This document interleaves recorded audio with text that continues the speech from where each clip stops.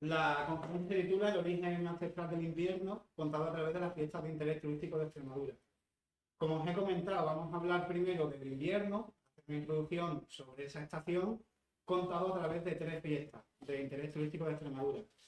Las tres fiestas van a ser las Carantoñas de Aceuche, las Candelas de Almendralejo y el Jarramplas de Piornal, que digamos que son tres festividades que tienen mucho contenido, mucha historia y mucha profundidad detrás.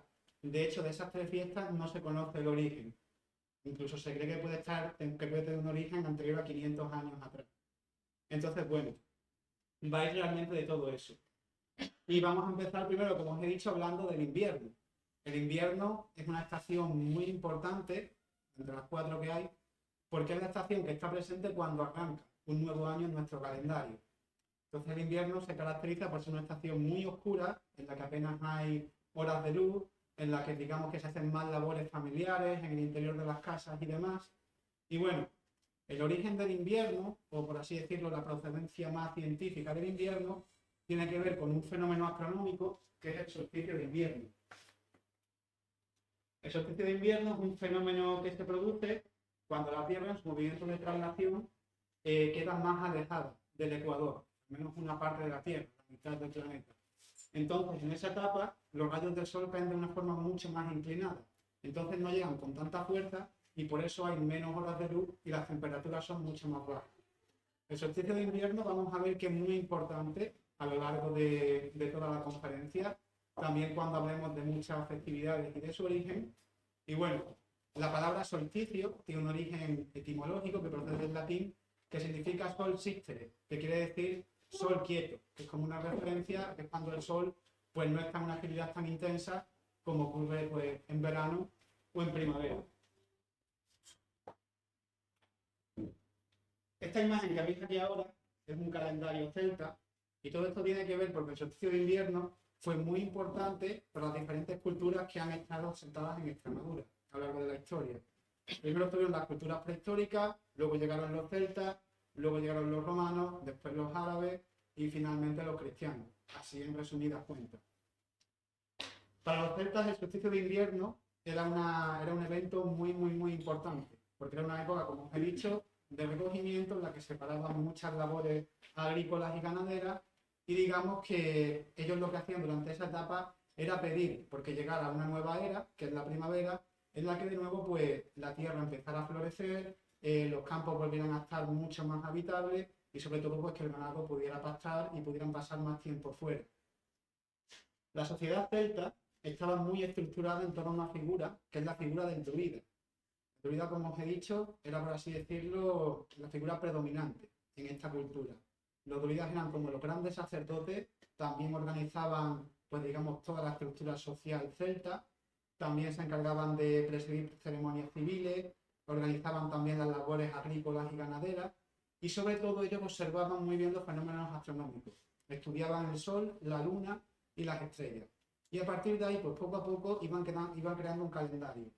El calendario celta, en lugar de estar centrado en el sol, como ocurre en la civilización cristiana, está centrado en la luna, porque ellos valoraban muchísimo la energía femenina.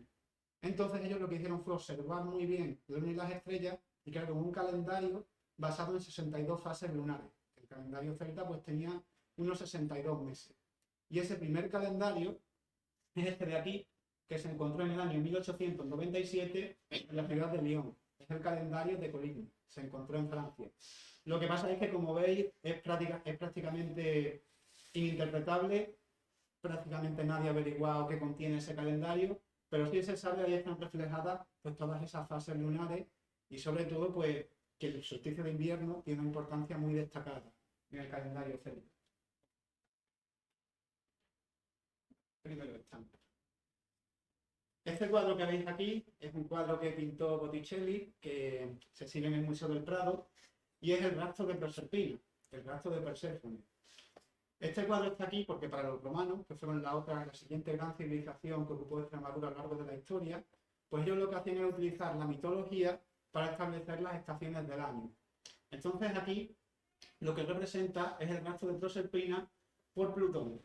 Proserpina es la hija de Ceres, que era la diosa de la tierra y de las cosechas, que tiene, digamos, una relación con su hermano Júpiter. Júpiter era el dios del trueno y el dios del relámpago, y era el padre de todos los dioses. Era el equivalente a Zeus en la cultura griega. Entonces, fruto de ese encuentro, nace Proserpina, y digamos que Ceres tiene mucha devoción por su hija. Proserpina va creciendo y de repente desaparece. Entonces Ceres empieza a preguntar por qué Proserpina no está y sobre todo dónde está. Y como no la encuentra, empieza a sentirse cada vez más triste. Ceres es la diosa de la tierra y de las cosechas, su tristeza se empieza a reflejar en que los días son más cortos, se empiezan a caer las hojas de los árboles, hay mucha tierra baldía, los cultivos, digamos que ya no prosperan como en otras épocas, hasta que se entera de que Proserpina ha sido raptada por Plutón, que es la figura que vemos ahí de barba, con barba, que es el dios del inframundo. Entonces, bueno, Ceres va al inframundo, habla con Plutón y le dice que si le puede devolver a Proserpina a la Tierra. Y Plutón le dice que no. Primero, porque se ha casado con ella, y segundo, porque Proserpina ha tomado la granada. Y según las leyes del inframundo, todo ser que tomara allí una granada tenía que quedarse allí para siempre. Entonces Ceres sale del inframundo, regresa a la Tierra y su tristeza va cada vez más. Entonces Júpiter se empieza a preocupar. La tristeza de Ceres, lo que está ocurriendo es que al no haber cultivo, los humanos poco a poco empiezan a morir. Entonces Júpiter baja al infierno, habla con Plutón y digamos que llega a un acuerdo con él. El acuerdo es que Proserpina va a pasar 6 meses en la Tierra y 6 meses en el infierno. Los 6 meses que Proserpina pasa en la Tierra, pues corresponden con la primavera y con el verano, porque es cuando Ceres está alegre y es cuando los campos florecen, los cultivos empiezan a prosperar, los días son más largos y hay más horas de luz. Luego ya llega el otoño, que es cuando comienza esa etapa de 6 meses en la que Proserpina tiene que estar en el infierno, entonces bueno, ya poco a poco se caen las hojas de los árboles, los días son más cortos y ya llega el invierno, que representa pues la tristeza total de Ceres. Vamos ahora con la cultura árabe. Esta imagen es la peregrinación hacia la Meca, que es una obligación que tienen que hacer todos los musulmanes una vez al año, al menos si pueden una vez al año, si se lo pueden permitir, o si no al menos una vez en su vida. Es una forma, digamos, de honrar a Alá y de mostrar pues muchísima devoción por el Islam y por toda la cultura árabe. He puesto esta imagen en lugar de poner una de Alá, porque Alá, aunque hay un símbolo que lo representa, pero realmente es una religión iconoclasta y Alá no tiene imagen. Aquí mencionamos a los musulmanes y al invierno, primero porque los musulmanes estuvieron unos 900 años aquí en Extremadura, dejaron huella de su cultura y también para ellos, pues como os comentó, el invierno era una estación muy importante. Sobre todo porque los árabes tienen una festividad que es la festividad del Ramadán. La festividad del Ramadán se basa en que tienen que estar un mes en el que solo pueden comer, beber y tener relaciones sexuales y placeres más mundanos durante las horas del día. No, perdón, durante las horas de oscuridad. Durante el día no pueden hacer nada de eso. Entonces, claro, ellos prefieren que el Ramadán caiga en invierno, porque si cae en invierno, las horas de luz son mucho menores y entonces ese esfuerzo físico, pues a ellos pues les viene mejor. Lo que ocurre con los árabes es que, al igual que ocurre con las religiones monoteístas como en el cristianismo, pues ellos las estaciones no las explican ni con mitos ni con ningún tipo de relato. Es su Dios el que crea el mundo y el que crea esas propias estaciones. Los árabes tienen una curiosidad y es que coinciden con los celtas, que ellos su calendario está estudiado también siguiendo las fases lunares.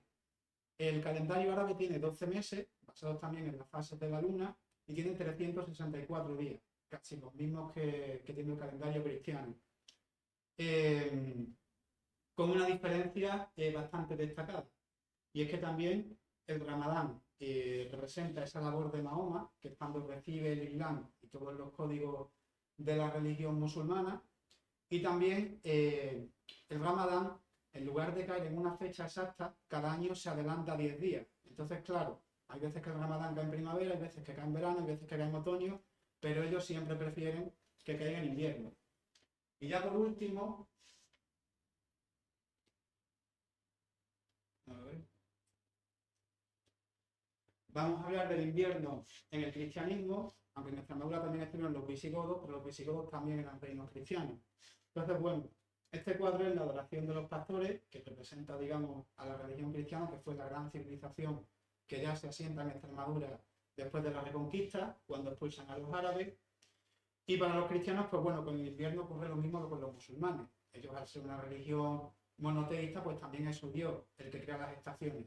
Lo que pasa es que los cristianos llevan a cabo un proceso que es el proceso de cristianización, en lo que ellos, para difundir toda su religión y toda su cultura, lo que hacen es transformar los ritos de las civilizaciones anteriores y adaptarlos a los relatos bíblicos y a todos sus relatos mitológicos que digamos que proceden pues del Antiguo Testamento y del Nuevo Testamento. Entonces, claro, para los cristianos lo que hacen es se fijan en las festividades romanas, sobre todo se fijan en las Saturnales, que son unas fiestas que celebraban los romanos en honor al dios Saturno, que era el dios de la tierra y de las cosechas, y que se celebraban entre los días 17 y 23 de diciembre.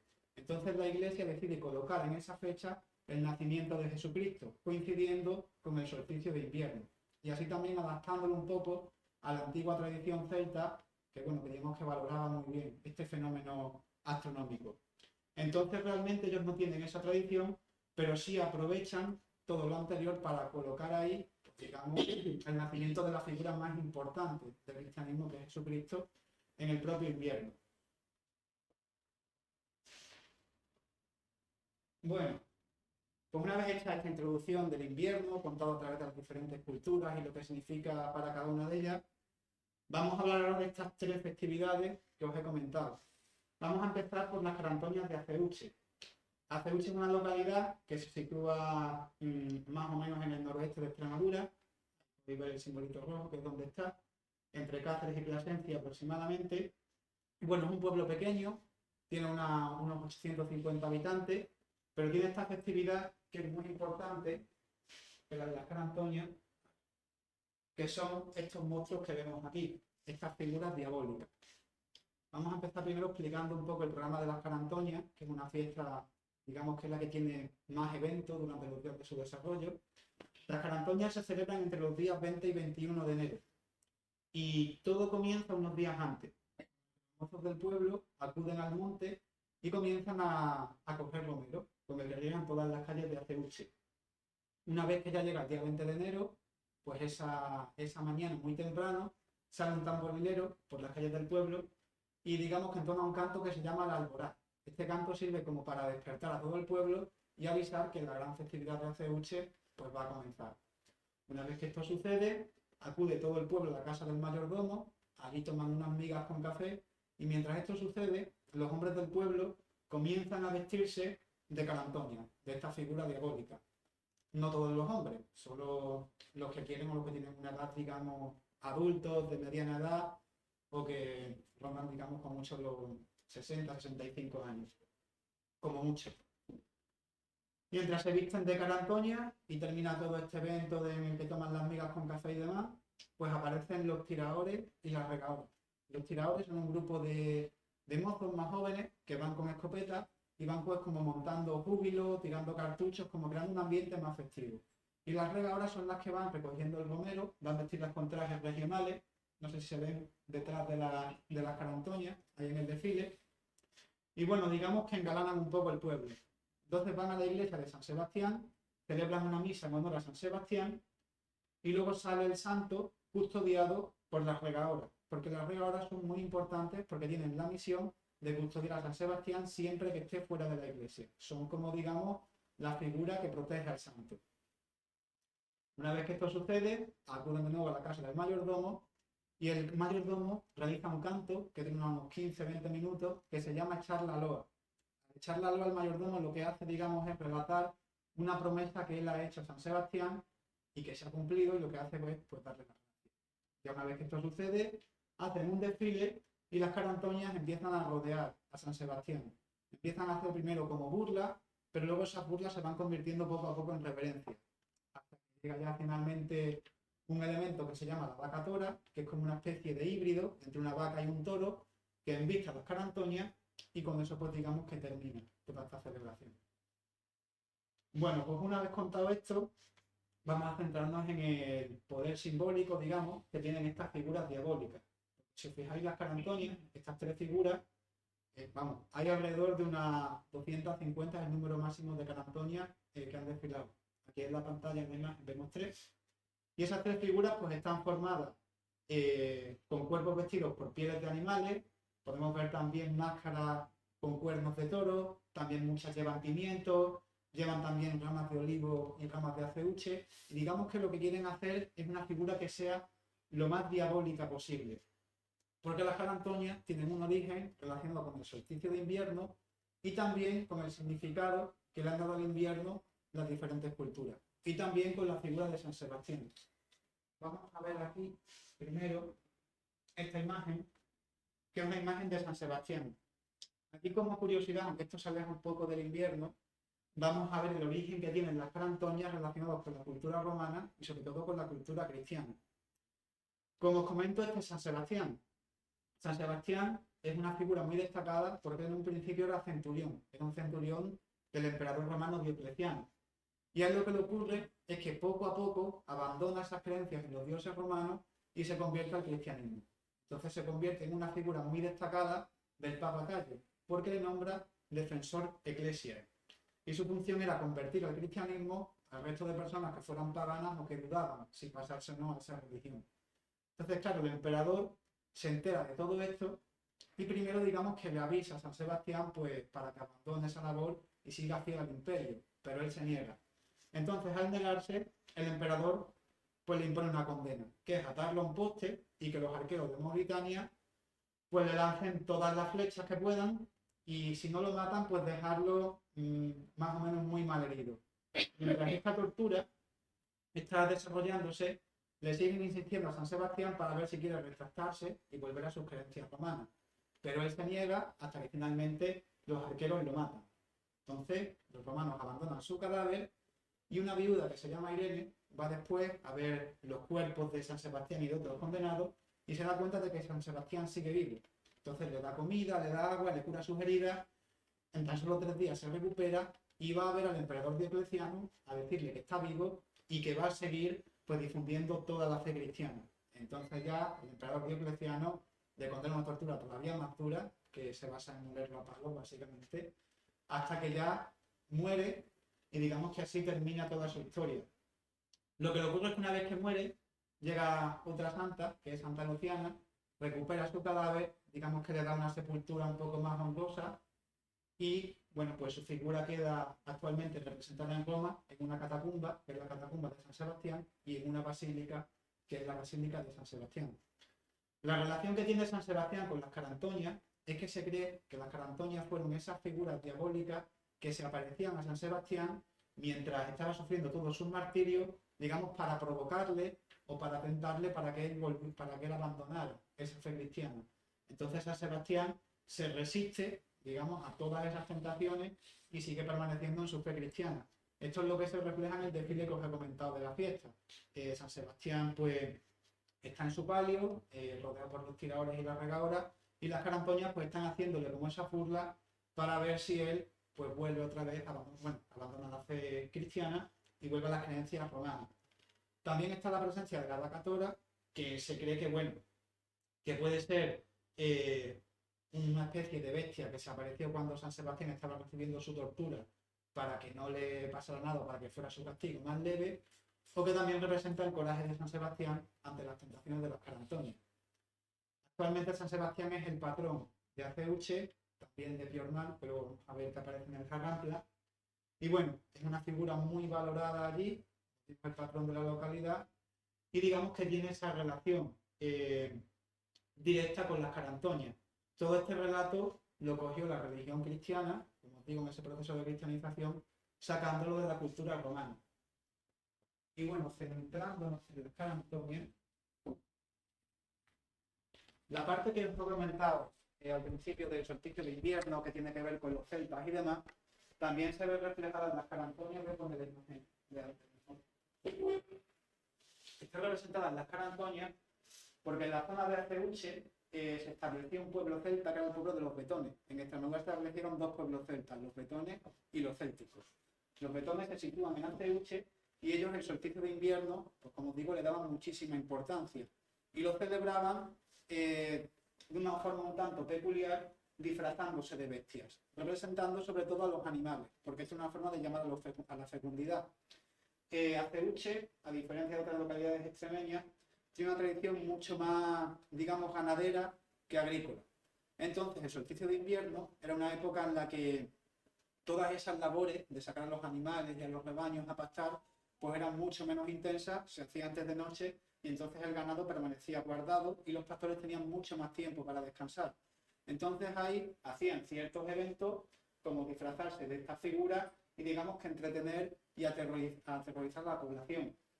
El hecho de que haya cuernos en las carantoñas y que también haya ramas de olivos y ramas de aceuche es una llamada a la fecundidad, porque durante toda esa etapa de oscuridad ellos pedían que los rebaños y el ganado fuera fértil, porque si no sabían que las etapas posteriores, pues económicamente para ellos iban a ser bastante pobres. También, ahora sí, vamos a poner esta imagen. Las carantoñas y su origen, el solsticio de invierno, están muy relacionados con el carnaval. El carnaval, que es una celebración que este año la tenemos el próximo fin de semana, tiene un origen etimológico que significa carneval, que significa adoración al dios Baal, que era un dios, una figura divina que adoraban, pues bueno, los fenicios y los cartagineses y los sirios, y era el dios del trueno y el dios de la creación y de la fecundidad. No se sabe exactamente cuándo comenzaron los primeros carnavales, se cree que comenzaron hace 5.000 años en Sumeria, pero ha sido una fecha que también pues, ha trascendido a diferentes culturas, sobre todo con ese trasfondo de los cuernos y de la fecundidad. Los egipcios, por ejemplo, pues el carnaval se disfrazaban rindiéndole homenaje al dios Apis, que es un toro y que también con esos cuernos otra vez va representando a la fecundidad, que es muy importante para ellos. Luego después, los griegos pues nos dedicaron los carnavales al dios Baco, de ahí procede el término bacanal, que era como una etapa en la que bueno, la gente pues, se podía disfrazar, podían comer, beber, era una etapa como más festiva. Luego ya llegan los cristianos y aprovechan también, como os he dicho en la cristianización, todas esas tradiciones y lo adaptan a su relato. Los cristianos lo que hacen es crear como una etapa de 4 o 5 días que sea mucho más festiva también, sin ningún tipo de norma, porque justo después viene la Cuaresma, que es ese periodo de 40 días de recogimiento hasta que llegue la Semana Santa. Esta figura que veis aquí son las carantoñas del Curey. De todas las festividades extremeñas, la inmensa mayoría son únicas y solo se celebran aquí, en cada pueblo, y no tienen ninguna réplica. Con las carantoñas se ha ido descubriendo a lo largo de los años que se celebran en distintos puntos del Mediterráneo. Hay unas carantoñas en Córcega y estas carantoñas del Curey son, bueno, Curey es una ciudad búlgara que está como a 35 kilómetros de Sofía y son las carantoñas más parecidas a las que hay en Aceuche. Aún así, esas carantoñas de Aceuche que hemos visto antes son únicas y representan, pues, vamos, tienen ese aspecto sobre las de aquí, las de esas localidades cacereñas. Y bueno, en general, con esto estaría la parte de las carantoñas, sobre todo tener en cuenta eso, que es una fecha de invierno y que está relacionada pues, con esa tradición celta de recogimiento, de esperada de la llegada de la luz y de esperada también de la fertilidad de la primavera y el verano. Vamos ahora con la siguiente festividad, que son las candelas de Almendralejo. Almendralejo está ahí en el punto rojo, está como a 30 kilómetros de aquí, bueno, un pueblo bastante conocido, tiene unos 34.000 habitantes más o menos. Es un pueblo también muy agrícola, a diferencia de Aceuche, ahí la actividad agrícola predomina sobre la ganadera. Como os digo, tiene unos 34.000 habitantes y es conocida como la ciudad del romanticismo, porque allí nacieron autores como Carolina Coronado o José Espronceda. Su gran fiesta, pues como os comento, son las candelas.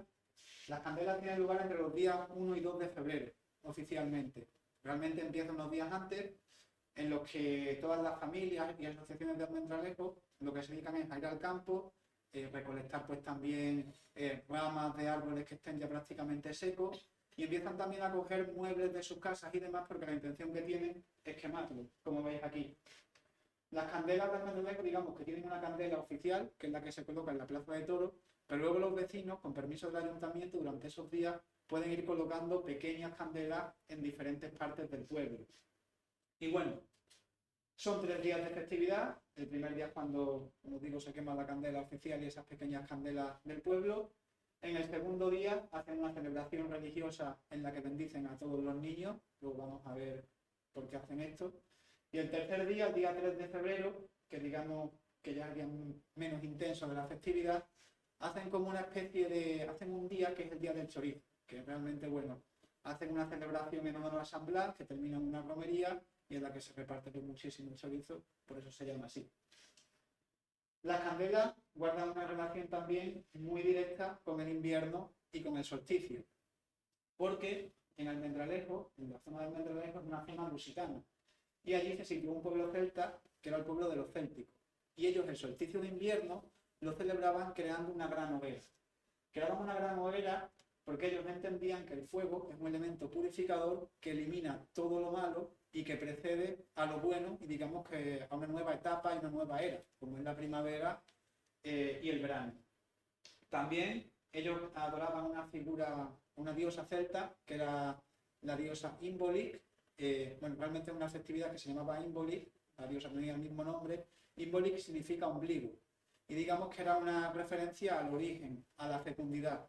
De ahí que hagan esta celebración, los celtas lo hacían con pequeños faroles, pero a las candelas han llegado pues creando estas grandes hogueras. Crean estas grandes hogueras porque de nuevo aparece la religión cristiana y se aprovecha de esta antigua tradición celta.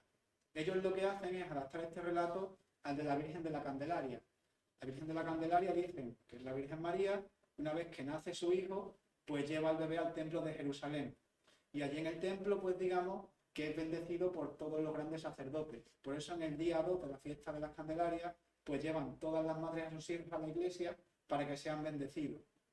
La fiesta también se llama Las Candelas, en honor a la Virgen de las Candelarias, porque simbólicamente Jesucristo es la luz del mundo. Entonces se entiende que cuando la Virgen María va a este templo de Jerusalén, allí es iluminado. Es como es el Hijo de Dios que trae una nueva luz y que trae claridad a la oscuridad que había antes.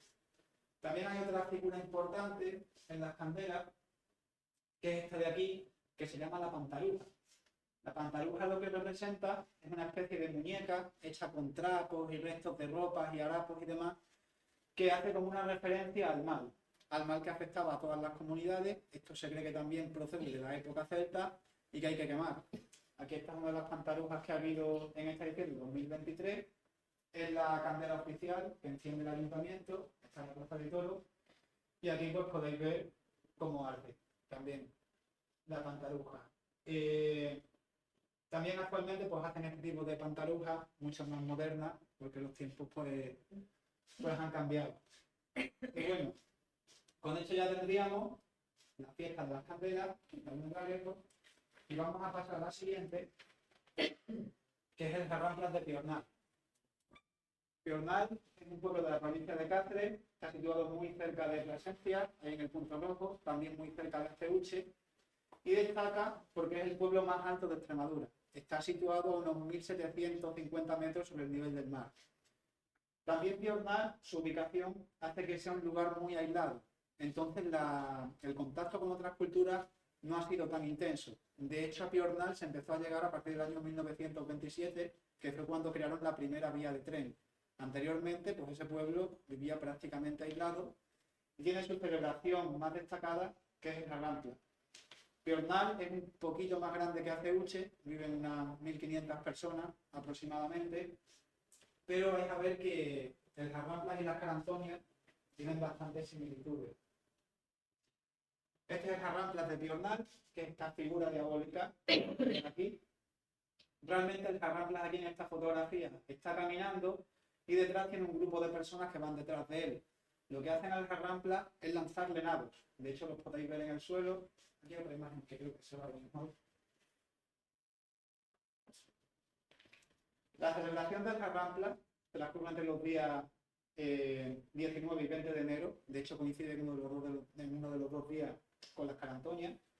Y aquí, como veis, consiste en que el Jarramplas sale de la iglesia de San Sebastián, comparten patrón, Aceuche y Piornal, y todo el pueblo comienza a lanzarle nados. Esto se cree que su origen procede de una tradición ganadera en la que el Jarramplas representa como un ladrón de ganado que fue a robar todas las piezas y todas las reses, y los habitantes del pueblo se dieron cuenta. Entonces, como castigo, pues digamos que le sometieron a diferentes burlas, diferentes humillaciones, y una de ellas pues era lanzarle nados, prácticamente. Entonces, bueno, el Jarramplas también tiene cierta relación con el solsticio de invierno que hemos comentado de los celtas y también con la cultura romana. Vamos a empezar con la cultura romana porque tiene que ver con Hércules. Hay algunos estudios que se creen que lo que representa el Jarramplas es el castigo que Hércules le inflige a Caco. Vamos a empezar primero con el origen de este mito.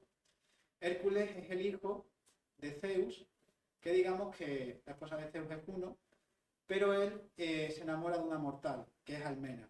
Entonces esta señora tenía un marido que se llamaba Anfitrión. Entonces él baja a la tierra, se transforma en Anfitrión, vamos, le hace creer a ella que es Anfitrión con un disfraz y una presencia en la que es prácticamente igual que su marido. Entonces tienen relaciones y fruto de esas relaciones nace Hércules. Una vez que Anfitrión se entera, pues no le queda más remedio que aceptar y que adoptar a ese hijo que le ha venido del cielo, como quien dice. Pues bueno, Hércules lleva una vida tranquila, pero se dan cuenta de que él tiene más fuerza de lo normal. Él se muda a Tebas, forma allí una familia, pero de repente tiene como un arrebato de ira. Y él en ese arrebato mata a su esposa y a sus hijos. Incluso quiere matar a su padre Anfitrión. Se cree que incluso la diosa Minerva interviene y evita que Hércules mate a su padre. Pero lo que había hecho Hércules pues era un crimen bastante grave, sobre todo para las leyes de Tebas. Entonces él acude a Delfos, al oráculo de Delfos, le dice que para redimir sus culpas tiene que ir a Tirinto y allí le van a encargar 12 trabajos. Y que una vez que cumpla esos 12 trabajos, él será inmortal y que digamos que todas sus culpas pues quedarán anuladas. Uno de esos trabajos es robar el ganado de Gerión. Gerión era como una especie de gigante, de figura diabólica, que vivía en una isla que se llamaba Eritrea. Entonces, bueno, él acude a esa isla, intenta robar el ganado, le cuesta muchísimo trabajo, sobre todo porque se cree que Juno, esposa de Zeus, intenta ayudar a Gerión para que Hércules no le robe el ganado. A Juno no le caía nada bien Hércules porque, claro, era el hijo que había tenido su marido en su aventura con Almena.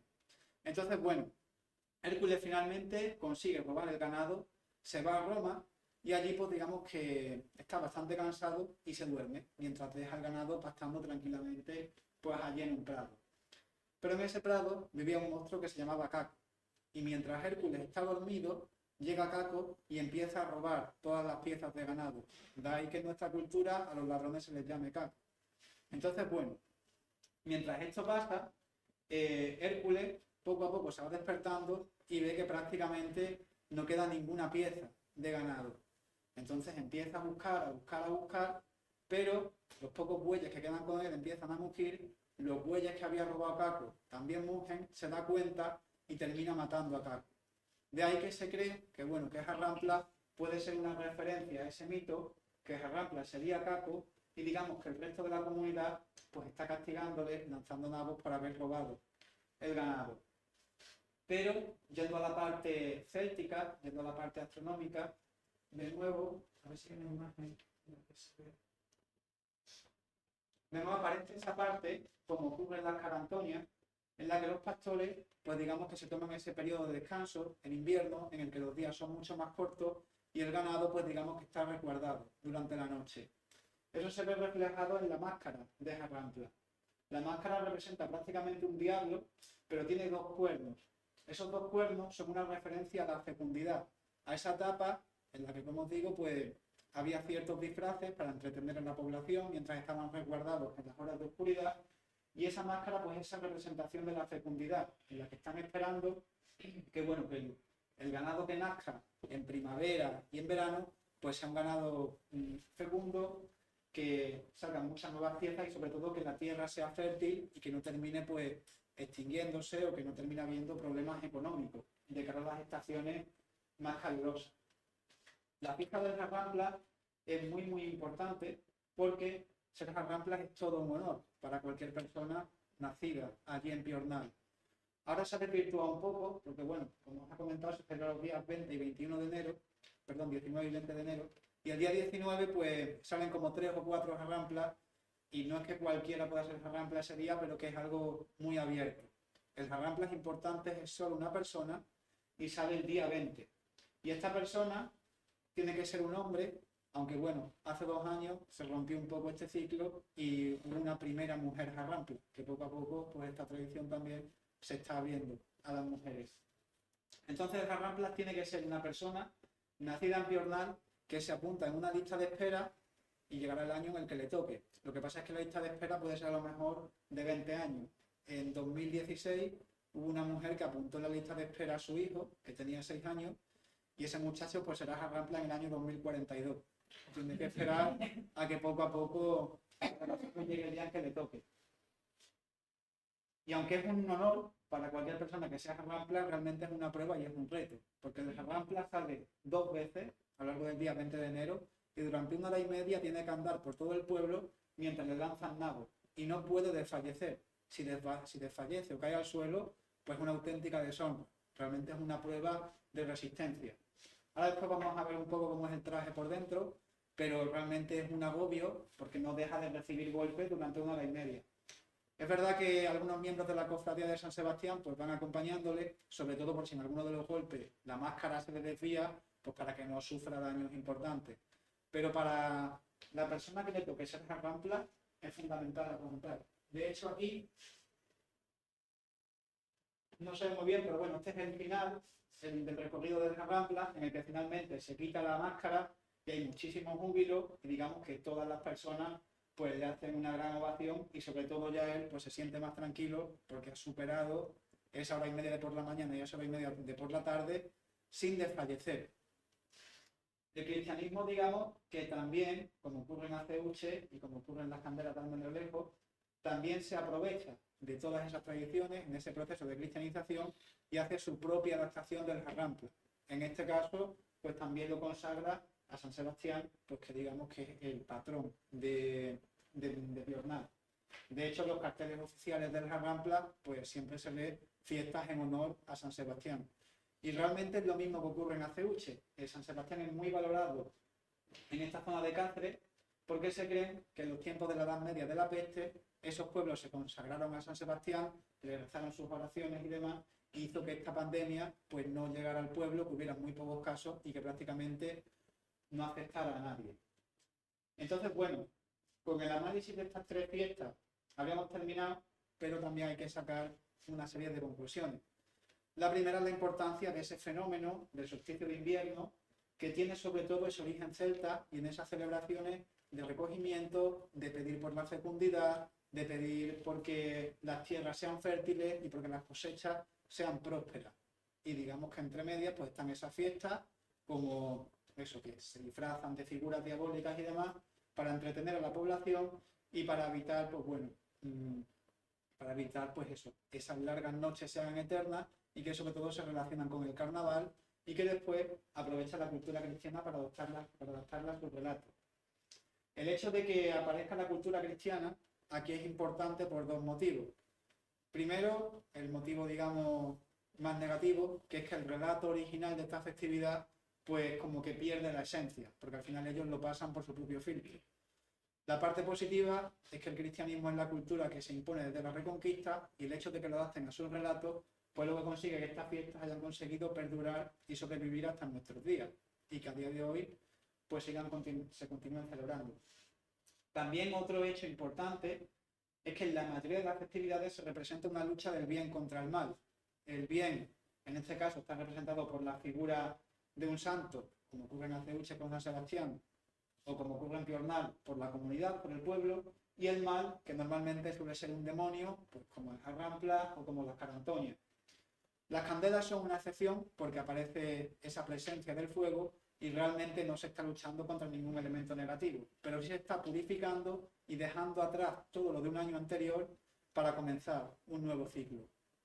Y otra conclusión también bastante importante, que va más allá del invierno, es que a pesar de que digamos que con el Jarrampla sí está garantizada la supervivencia de la fiesta, porque bueno, como veis, la lista de espera es bastante amplia y de hecho esta fiesta ha pasado a ser fiesta de interés turístico nacional, en otras festividades sí que se están perdiendo las tradiciones y cada vez digamos que el relevo generacional pues no se interesa tanto o digamos que deja un poco atrás estas celebraciones ancestrales. En Aceuche, hace 20 años, había 250 carantonias, ahora solo quedan 50 y su número pues va en descenso. También las candelas, cada vez hay menos candelas que los vecinos pues colocan en distintas partes del pueblo. La candela central sigue, pero digamos que las nuevas generaciones poco a poco van perdiendo el interés. Y esto, bueno, según comentan los cronistas, se debe pues, a la despoblación que hay en Extremadura y también pues a la excesiva importancia que tienen las nuevas tecnologías en la educación de los jóvenes y demás, que hacen que poco a poco todas estas tradiciones se vayan perdiendo. Pero sobre todo la conclusión definitiva es que el solsticio de invierno, ese fenómeno, pues se puede explicar y está representado también en grandes festividades de Extremadura.